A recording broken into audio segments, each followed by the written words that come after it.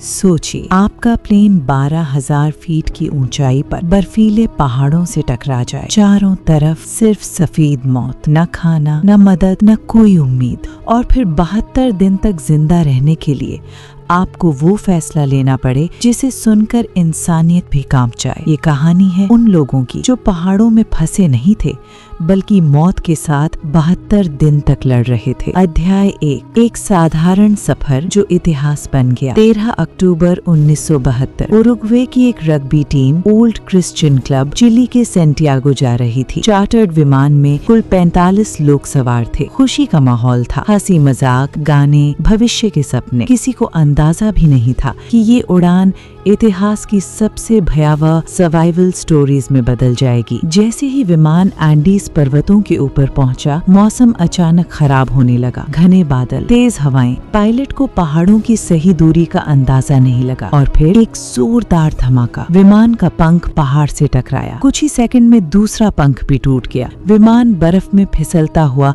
पहाड़ों के बीच जा अटका। अध्याय 2, पहली रात, मौत की ठंड। टक्कर इतनी भयानक थी कि कई लोग मौके पर ही मारे गए। कुछ गंभीर रूप से घायल थे, बाकी लोग बर्फ में फंसे विमान के ढांचे के अंदर सहमे हुए बैठे थे। ऊंचाई लगभग 12,000 फीट, तापमान 0 से कई डिग्री नीचे। उनके पास न पर्याप्त कपड़े थे, न खाना, न रेडियो संपर्क। पहली रात उन्होंने सीटों को जोड़कर दीवार बनाई, सूटकेस और कपड़ों से खुद को ढकने की कोशिश की। बाहर सिर्फ बर्फ थी, अंदर डर। अध्याय 3, भूख जो इंसान को बदल देती है। शुरुआती दिनों में उनके पास बस थोड़ी सी चॉकलेट, कुछ वाइन और बिस्कुट थे। उन्होंने हर टुकड़े को छोटे छोटे हिस्सों में बांट दिया। एक दिन में बस एक कौर। फिर भी वो जानते थे ये राशन ज्यादा दिन नहीं चलेगा। 8 दिन बाद उन्होंने रेडियो से सुना, रेस्क्यू ऑपरेशन बंद कर दिया गया है, सभी को मृत मान लिया गया है। ये सुनते ही उम्मीद टूट गई। अब वे सचमुच अकेले थे। अध्याय 4, हिमस्खलन, दूसरी आपदा। जैसे इतना काफी नहीं था,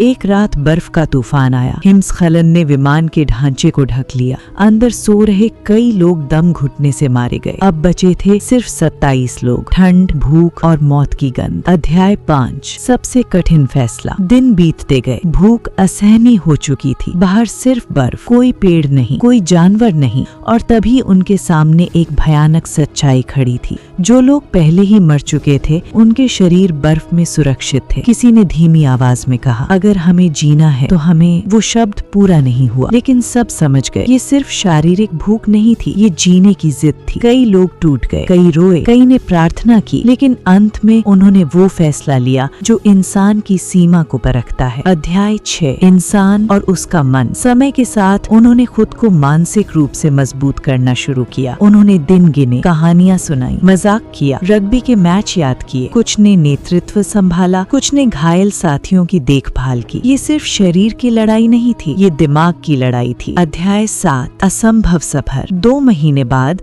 उन्होंने तय किया, अगर हम नहीं निकले तो कोई हमें नहीं ढूंढेगा। 2 लोगों ने फैसला किया कि वे पहाड़ पार करके मदद लाने के लिए चलेंगे। बर्फीले तूफान, ऑक्सीजन की कमी, कमजोर शरीर, फिर भी वो चलते रहे। 10 दिन तक लगातार चलते रहे। आखिरकार उन्हें एक चरवाहा मिला। चरवाहे ने उनकी कहानी सुनी और तुरंत अधिकारियों को खबर दी। अध्याय 8, बचाव। 22 दिसंबर 1972 हेलीकॉप्टर पहाड़ों के बीच उतरा। बचे हुए लोगों को जब बाहर निकाला गया तो वे सिर्फ शरीर नहीं थे, वे जिंदा बची हुई उम्मीद थे। 45 में से सिर्फ 16 लोग बचे। अध्याय 9, दुनिया की प्रतिक्रिया। जब सच्चाई सामने आई, दुनिया हिल गई। लोगों ने सवाल उठाए, नैतिकता पर बहस हुई, लेकिन जो लोग वहाँ थे वो जानते थे ये कोई विकल्प नहीं था, ये जरूरत थी। जब इंसान को 2 ही रास्ते दिखते हैं, मौत या संघर्ष, तो वो अपने अंदर छिपी उस ताकत को खोज लेता है जिसके बारे में उसे खुद भी पता नहीं होता। एंडीज की वो बर्फ आज भी वही है, लेकिन 1972 की वो कहानी आज भी इंसान की जिजीविषा का सबसे बड़ा उदाहरण है। अगर आप उस स्थिति में होते तो क्या आप भी वही फैसला लेते?